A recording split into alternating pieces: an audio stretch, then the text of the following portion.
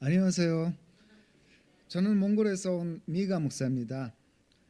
저의 부부는 한국에 처음에 오게 되었습니다. 이곳에서 많은 좋은 분들을 만나고 아름다운 것들을 보며 정말 감사한 시간을 보내고 있습니다. 특히 이렇게 예배 가운데 하나님의 말씀을 나누고 제 삶에 행하신 하나님의 역사를 간증하게 되어 매우 기쁩니다.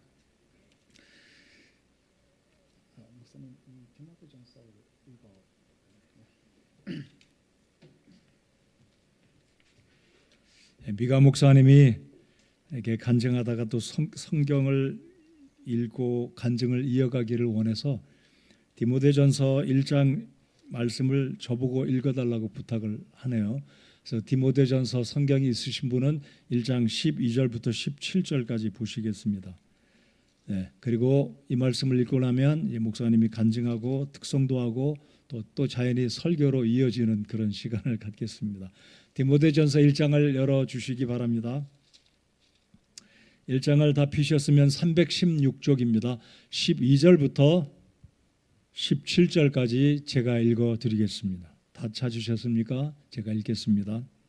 나를 능하게 하신 그리스도 예수 우리 주께 내가 감사를 드림은 그분께서 나를 신실한 자로 여기사 내게 사역을 맡기셨기 때문이라. 내가 전에는 신성모독하는 자요 핍박하는 자요 해를 끼치는 자였으나 도리어 긍휼을 얻게 되면 내가 믿지 아니하는 가운데 알지 못하고 그것을 하였기 때문이라. 우리 주의 은혜가 그리스도 예수님 안에 있는 믿음과 사랑과 함께 넘치도록 풍성하였도다. 이것은 신실한 말이요 온전히 받아들이기에 합당한 말이니 곧 그리스도 예수님께서 죄인들을 구원하시려고 세상에 오셨다는 말이로다. 죄인들 중에 내가 우두머리니라. 그러나 예수 그리스도께서 먼저 내 안에서 모든 오래 참으심을 보이사 이후에 자신을 믿어 영존하는 생명에 이르게 될 자들에게 본이 되게 하셨으니 이런 까닭으로 내가 긍휼을 얻었느니라. 17절 다 같이 읽겠습니다. 시작. 이제 영원하신 왕 곧 죽지 아니하시고 보이지 아니하시고 홀로 지혜로우신 하나님께 존귀와 영광이 영원 무궁토록 있기를 원하노라. 아멘.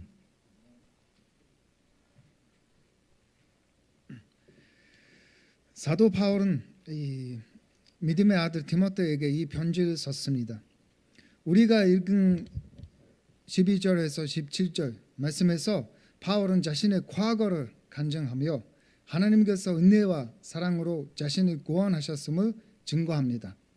그리고 마지막에는 자신의 삶을 그 믿음직하고 모든 사람이 받아들일 만한 말씀을 전하는데 들였음을 고백합니다. 이 말씀은 제 삶에도 큰 영향을 주었습니다. 저의 아버지와 어머니는 제가 어릴 때 이혼하셨고 어머니는 해외로 일하러 가셔서 저는 외주 부모님 손에서 자랐습니다. 외할아버지는 술 문제로 인해 가족들이 많이 어려움을 겪었습니다. 그래서 저는 청소년기에 방황하기 시작했고 하루 종일 게임을 하거나 사람들과 싸우고 인생에 아무런 목적도 없이 살았습니다. 사람들과 관계도 어려웠고 아버지를 많이 미워하며 자랐습니다. 그러나 5살 때 외할아버지께서 글을 가르쳐 주셨고 그렇게 저는 책 읽기를 좋아하게 되었습니다. 어느 날 집에 전도하러 오신 분들이 복음서 책을 두고 가셨습니다. 저는 읽을 거리가 없어서 그 책을 처음부터 끝까지 다 읽었습니다. 읽고 난 후 전 지옥에 갈까 봐 두려워졌습니다. 그러나 시간이 지나면서 그런 생각은 사라졌고 매 순간 하고 싶은 것만 하며 살았습니다. 그렇게 공허하고 허무하게 살수록 마음속에 미움과 분노는 더 커져갔습니다. 그때 외할머니는 항상 예배에 참석하셨고 믿음의 사람이 되셨습니다. 모든 사람들이 저를 외면할 때도 외할머니는 너는 하나님을 믿어야 하고 너에게는 큰 가능성이 있어라고 말씀하셨습니다. 그리고 계속 그 교회에 오라고 초대하셨지만 저는 가기 싫어했습니다. 어느 날 돈이 필요해서 외할머니께 말씀드렸더니 교회에 오면 줄게라고 하셨습니다. 그래서 예배 끝까지 앉아 있었고 예배 후 외할머니는 정말 기뻐하셨고 용돈도 주셨습니다. 그 후 돈이 필요할 때마다 교회에 가곤 했습니다. 예수님과 하나님의 권한 말씀을 들을수록 이 말씀이 진실일 가능성이 너무 높다고 느껴졌습니다. 그래서 저는 중요한 결정을 했습니다. 성경을 읽어보고 복음을 제대로 들어보자. 그렇게 3일간 진행되는 복음 캠프에 참여했습니다. 그곳에서 예수님께서 왜 죽으셨는지, 그분의 죽음이 얼마나 고통스러웠는지, 그리고 그 모든 것이 바로 제 죄 때문에 깨달았습니다. 십자가를 생각할 때 하나님이 저를 얼마나 사랑하시는지 드러났고 동시에 제 죄가 얼마나 심각한지 깨달았습니다. 저는 그 자리에서 내 마음대로 살았던 죄를 회개하고 예수 그리스도를 제 삶의 주님이자 구주로 영접했습니다. 그 뒤로도 하나님은 제 삶의 선한 일들을 계속 이루셨습니다. 바울이 디모데에게 간증할 것처럼 하나님은 부족한 저를 신실하게 여기시고 사역의 자리로 부르셨습니다. 우리는 태어난 곳에서 900km나 떨어진 몽골에서 가장 추운 지역으로 하나님의 부르심을 따라 갔습니다. 하나님은 모든 사람이 구원받기를 원하신다고 하셨습니다. 그곳에 사람들도 구원받기를 주님은 원하셨습니다. 그들이 어떻게 구원받을까요? 오직 복음, 오직 예수 그리스도만이 그들을 구원하실 수 있습니다. 바울은 이 복음을 믿음직하고 모든 사람이 받아들일 만한 말씀이라고 했습니다. 이 놀라운 복음의 능력을 저는 2022년에 깊이 경험했습니다. 코로나 시기 3년 동안 우리는 가족을 만나지 못했습니다. 그때 외할머니는 간암을 이겨내셨고 그 기쁨에 우리는 3년 만에 할머니를 보러 갔습니다. 7일 동안 외할머니와 함께 시간을 보내며 저는 성경 훈련을 받을 계획이 있었습니다. 저는 예전대로 5일간 훈련을 받았고 아내와 아이들은 외할머니와 행복한 시간을 보냈습니다. 훈련을 마친 날 외할머니와 좋은 시간을 보냈습니다. 그런데 다음 날 제가 열이 나기 시작했고 혹시 코로나일까 봐 바로 외할머니 댁을 떠나 교회 숙소로 갔습니다. 조치를 취했지만 6일 후 외할머니가 코로나 확진 판정을 받으셨습니다. 제가 완전히 회복될 즈음 외할머니의 몸은 급속히 악화되어 병원에 입원하셨고 그리고 매일 열심히 기도했습니다. 우리는. 그러나 외할머니는 주님 곁으로 가셨습니다. 저는 하나님께 묻고 싶었습니다. 하나님, 제가 무엇을 잘못했습니까? 단지 10일만이라도 함께 있고 싶었습니다. 말씀 훈련도 받고 왔습니다. 그런데 왜 이런 일이 일어났습니까? 하나님께 서운한 것은 아니었으나 답을 듣고 싶었습니다. 얼마 지나지 않아 하나님의 위대하심을 보았습니다. 외할머니는 이미 생전에 유언을 써 놓으셨습니다. 이 유언에는 나는 이제 진짜 내 집으로 간다. 내가 떠났다고 너무 슬퍼하지 말고 누구도 탓하지 말아라. 내 막내 아들은 하나님에게서 멀어져 있어. 다시 가장 좋으신 주님께 돌아오기 바란다.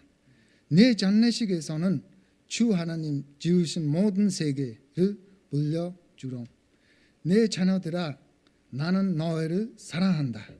나와 다시 만나고 싶다면 예수 그리스도를 믿으려. 나는 천국에서 너희를 기다릴게. 이 유언은 외할머니가 돌아가시기 3년 전에 서 넣으신 것이었습니다. 이 유언이 모든 것을 바뀌었습니다. 외할머니의 막내 아들 제 외삼촌은 장례 후 회개하고 주님께 돌아왔고 지금은 충성스럽게 하나님을 섬기고 있습니다. 또한 외할머니에게는 하나님의 큰 비전이 있었습니다. 외할머니는 교회 세 번째 줄 맨 앞자리에 20년 동안 앉아 예배 드리셨습니다. 그리고 말하곤 하셨습니다. 나는 이 세 번째 줄을 내가 전도한 사람들로 가득 채우는 것이 소원이다. 외할머니는 세상을 떠나셨지만 하나님께서 외할머니에게 주신 비전은 죽지 않았습니다. 외할머니의 유언을 읽은 두 이모는 마음이 열려 예수님을 믿기로 결단했습니다. 그들은 외할머니가 바랐던 사역을 이어가기로 결심했고 지금은 교회에서 헌금과 봉사로 섬기고 있습니다. 큰 이모는 외할머니가 앉았던 자리에서 외할머니의 성경을 읽으며 예배드리고 있고 작은 이모는 집이 머리 남편과 함께 가까운 교회에 다니고 있습니다. 로마서 1장 16절 복음은 하나님의 능력이라고 말합니다. 우리는 사람을 구원할 수 없습니다. 하지만 기도하고 사랑하고 분명하게 복음을 전할 수는 있습니다. 구원은 하나님께서 이루십니다. 바울은 그의 모든 편지에서 우리를 위해 기도해 달라고 부탁했습니다. 특별히 복음의 문이 열리도록 기도해 달라고 간곡히 권면하였습니다. 복음의 문을 여시는 분은 하나님이십니다. 우리 마을 옆에는 알락일등이라는 마을이 있습니다. 우리는 오랫동안 그곳에 복음을 전하러 했지만 번번이 실패했습니다. 사람들은 술을 많이 마시고 무속신앙이 강했습니다. 그곳에 20년상 믿음의 자매가 있었지만 우리를 만나기 싫어했습니다. 심지어 사람들은 우리를 마을에서 쫓아내기도 했고 저는 그곳이 두려워했습니다. 우리는 그곳에 복음의 문이 열리도록 오래 기도했습니다. 그곳의 문을 주님께서 어떻게 열어주셨는지 제 말씀드리겠습니다. 2018년 단기 사역을 떠나기 전 저는 아버지와 다시 만날 기회가 생겼습니다. 예수님 믿기 전 저는 아버지를 매우 미워했습니다. 근데 하나님이 나를 받고 용서했고 저는 아버지를 용서했습니다. 어느 날 형이 길에서 지친 아버지를 보았다고 알려주었고 저는 아버지를 만나보기로 했습니다. 아버지는 힘들게 살고 계셨습니다. 저는 복음을 전했고 아버지는 교회에 가보겠다고 했습니다. 이후 우리는 사역을 떠났고 1년 후부터 아버지와 연락이 닿지 않았습니다. 7년 뒤 주일 설교 중 제 아내가 갑자기 통화하고 표정이 변하는 것이 보았습니다. 예배 후 아내가 아버지께서 돌아가셨다고 말했습니다. 마음이 무거워 바로 장례에 참석하러 도시로 갔습니다. 그곳에서 고모로부터 놀라운 이야기를 들었습니다. 아버지는 아주 신실한 신자였다고 했습니다. 돌아가기 사흘 전까지 교회에 나가셨고 많이 기도하셨다고 했습니다. 아버지의 유품은 작은 검은 가방 하나였는데 그 안에는 성경, 오디오 성경, 그리고 8권의 두꺼운 노트가 있었습니다. 그 노트 8권에는 창세기부터 역대기까지 성경을 손으로 정성스럽게 필사해 두셨습니다. 다 채우지 못한 채 하나님 품에 안겨셨습니다. 더 놀라운 사실은 아버지의 부모님, 그러니까 저의 친할아버지와 친할머니의 출생지가 바로 아득일든 마을입니다. 그곳에 저의 친척들도 살고 있었던 것입니다. 하나님 이 마을에 문을 열리고 있습니다. 이 사실을 들었을 때 저는 여호수아에게 하나님께서 약속하신 말씀을 떠올렸습니다. 내 발바닥으로 밟는 곳을 내가 너에게 주리라. 그럼 하나님께서는 복음의 문을 크게 여셨습니다. 지금 사진 있습니다. 이 아득일튼에서 우리 가족 근데 다음에는 이 아득일튼 마을에서 우리는 한 자매 집에서 청소년들과 함께 성경 공부를 하고 있습니다. 하나님께서 이 아득일튼 마을을 문을 열어 주셨습니다. 이 모든 것은 하나님의 은혜입니다. 제 삶에 있는 모든 좋은 것은 전부 하나님께로부터 온 것입니다. 하나님께서 우리 가정에게 큰 꿈을 주셨습니다. 흡스크 지역에는 23개의 마을이 있는데 그중 12개 마을에는 교회가 없습니다. 4만 명의 사람들이 복음을 듣지 못한 채 살아가고 있습니다. 우리는 그곳에 예수님의 교회를 세우고자 합니다. 오직 예수님의 교회. 여러분도 생각날 때마다 함께 기도해 주시면 감사하겠습니다. 바울이 디모데전서 1장 17절에서 고백한 것처럼 연관하신 왕, 곧 없어지도 않고 보이지도 않은 오직 한 분이신 하나님께 존귀와 영광이 영원 무근토록 있기를 빕니다. 아멘. 우리 모두 함께 기도하며 사랑을 실천하며 복음을 전하는 사람들이 되기를 바랍니다. 아멘.